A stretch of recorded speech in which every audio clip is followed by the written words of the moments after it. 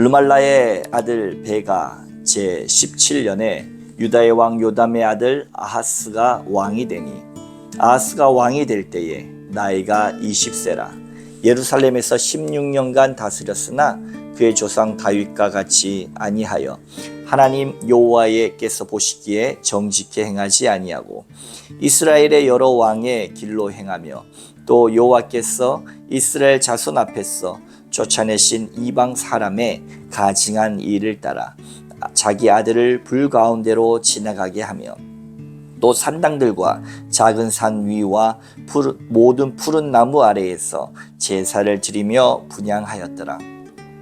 이때에 아람의 왕 르신과 이스라엘의 왕 르말라의 아들 베가가 예루살렘에 올라와서 싸우려 하여 아하스를 에워쌌으나 능히 이기지 못하니라.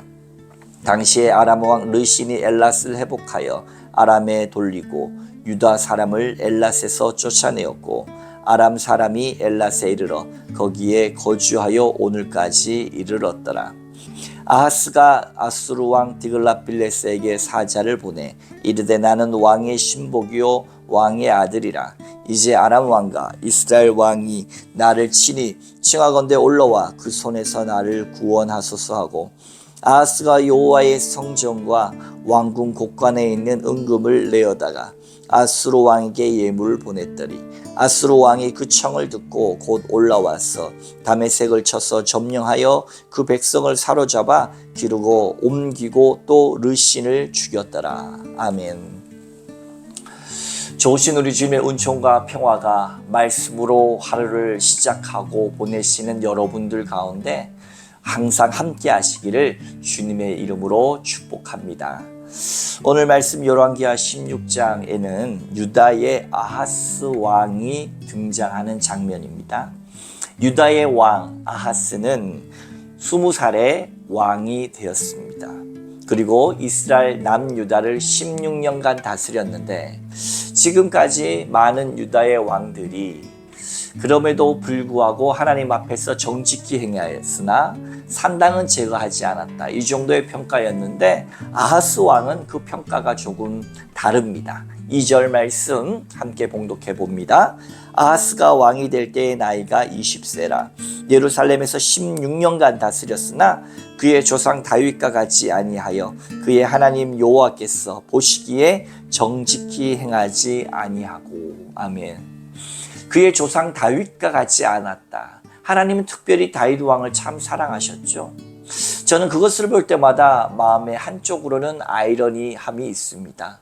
왜냐하면 다윗도 왕으로서의 권력을 누리면서 인간적인 나약함을 고스란히 성경 안에 기록되어 있기 때문입니다.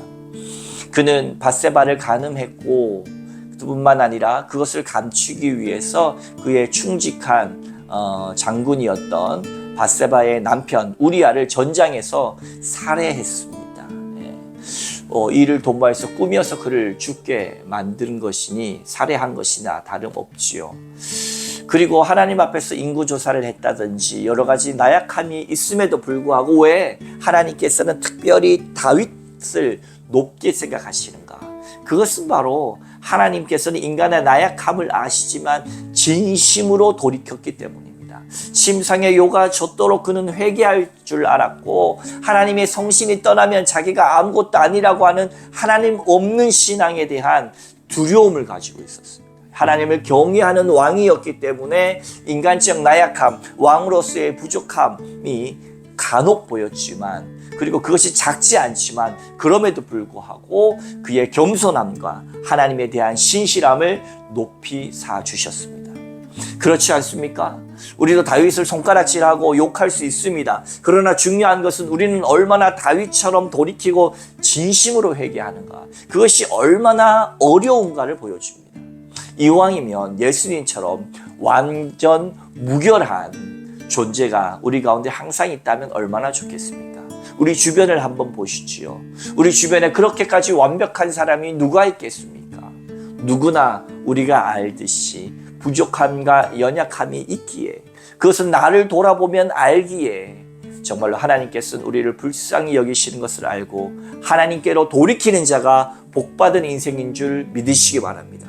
더불어서 정말로 이웃만 연약하고 이웃만 나약한 것이 아니라 나약한 나를 볼 때 나 같은 죄인도 하나님 용서하셨으니 이웃을 향해서도 조금 더 여유로운 마음을 가지고 대할 수 있기를 주님의 이름으로 축복합니다. 여러분, 중국의 대문호인 루신이라고 하는 사람이 썩은 사과 먹는 법을 우리에게 알려줍니다. 여러분, 맛있는 사과가 있는데 한쪽 부분이 썩어 있어요. 그러면은 그 사과를 버려버립니까? 그렇지 않습니다. 그것은 낭비라고 합니다. 사람을 바라볼 때 어찌 다 좋은 모습만 있겠습니까? 바라볼 때에 내가 봤을 땐 단점도 있고 장점도 있고 여러 가지가 있지만 안 좋은 부분들은 어떻게 해요? 썩은 부분들은 도려내고 나머지 부분을 맛있게 먹는 것입니다. 모든 사람들이 조금 안 좋은 부분이 있다고 너는 이래서 안 돼, 너는 저래서 안 돼 하고 다 버려버린다면 하나님께서 이 땅 가운데 남겨놓으실 사람이 아무도 없습니다.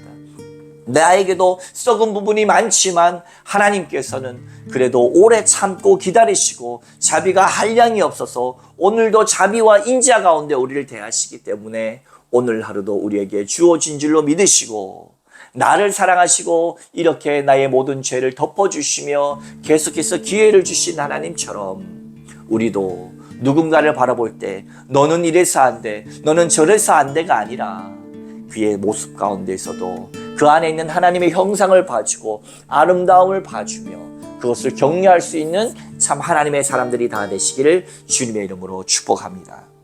오늘 아하스 새롭게 세워진 왕은 두려움 가운데 쩔어 있습니다.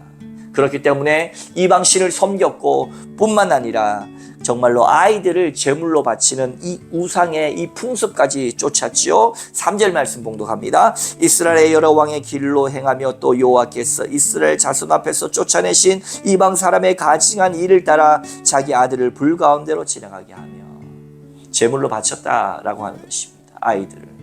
이렇게 이방의 풍습에 빠지는 이유가 뭡니까? 불안하기 때문입니다. 우리 주변에도 보면 사이비 이단 가운데 빠집니다. 왜 그렇습니까? 거기에는 확실하게 말하기 때문에 그렇습니다. 여러분, 인생의 확실한 것 때로는 조심해야 합니다. 우리가 우리의 인생의 정답이 예수 그리스도라고 말하지만 그 길을 찾을 때 정말로 히브리서에 나온 것처럼 아브라함을 갈 때에 갈 바를 알지 못하고 떠났다고 했습니다. 주님께서 지시한 땅으로 가라 하셨지만은 갈 바는 알지 못했습니다. 우리의 인생에 불안이 있습니다. 그리고 우리의 인생에 두려움이 있습니다. 그러나 그 불안과 정말로 그 두려움 속에 하나님이 원하시는 것이 뭔지 아십니까? 바로 믿음입니다. 그러나 사이비 이단들은 확실한 길로 인도합니다. 확실하게 말합니다. 그래서 사람을 현혹하여서 결국은 그들의 호주머니에 돈을 빼앗고 가정을 파괴합니다. 사랑하는 성도 여러분, 이방신들은 확실한 것을 얘기해 줍니다. 그러나 거기에 너무 현혹되지 마십시오. 그 끝에는 확실한 죽음이 있습니다. 확실한 멸망이 있습니다. 하나님은 우리에게 불안과 두려움 속에서도 하나님을 의지하시는지를 봅니다. 불안과 두려움 속에서도 하나님을 신뢰하는지 보십니다. 너무 확실한 것 쫓아가지 말고 내 삶이 정말로 인생의 정답이 없는 것 같고 하나님이 침묵하시는 것 같고 정말로 이 모호함을 견뎌내는 믿음, 그것을 하나님 우리에게 요청하신다고 하는 사실을 기억하면서 어저께 제가 수요 예배 때도 말씀드렸지만은 수영을 배울 때 몸에 힘을 빼라. 몸에 힘을 뺄 줄 몰라서 안 뺍니까? 자연히 들어가는 것이죠. 그러나 물속에서 허우적거려 보도 보고 깊은 물에서 조금씩 수영하다 보면 나도 모르게 이 물의 부력을 신뢰하게 되는 것이죠. 가만히 물속에서 힘을 빼면 그 부력에 의해서 몸이 떠지는 것이 느껴집니다. 하나님과의 관계 속에서도 확실한 이방신을 쫓아서 힘주면서 빠져 죽기보다는 그저 내 모든 것을 하나님께 맡기는 법을 배우는 물의 부력을 신뢰하듯 두려움과 공포 속에서도 그저 하나님을 신뢰하는 법을 익혀가서 믿음의 조상이라 일컬음받은 아브라함처럼 오늘 이 하루도 믿음의 조상들 다 되시기를 주님의 이름으로 축복합니다. 아하스 왕은 그 두려움 때문에, 어떤 두려움입니까? 바로 북이스라엘의 베라와 아람 왕 르신이 연합군을 형성하여 그를 공격하는 두려움 때문에 그는 친아수르 전책을 펴니다. 그런 아수르와 연합하여서 아람 왕 르신을 죽게 만듭니다. 그렇습니다. 통장의 잔고나 이 세상의 부패한 권력에 의지하는 것이 우리에게 때로는 바로 확실한 믿음 같지만 결국 남유다는 계속해서 이런 왕이 나오면 북이스라엘과 마찬가지로 속히 멸망할 것입니다. 그러나 다행스러운 것은 그 다음 아들은 그렇게 하지 않았음을 그 다음 장에서 우리가 보게 될 것입니다. 사랑하는 성도 여러분, 이 땅 가운데 때로는 불안하고 때로는 두렵고 확실한 것이 없는 것 같은 무모함 속에 우리가 이 땅 가운데 살아가는 것 같지만 하나님은 그때도 불길 같은 눈동자로 우리를 지켜보십니다. 광야 같은 세상에서 정말로 힘들고 어렵고 불안과 공포 속에서도 네가 나를 눈에 보이지 않는 영이신 하나님을 의지하는가?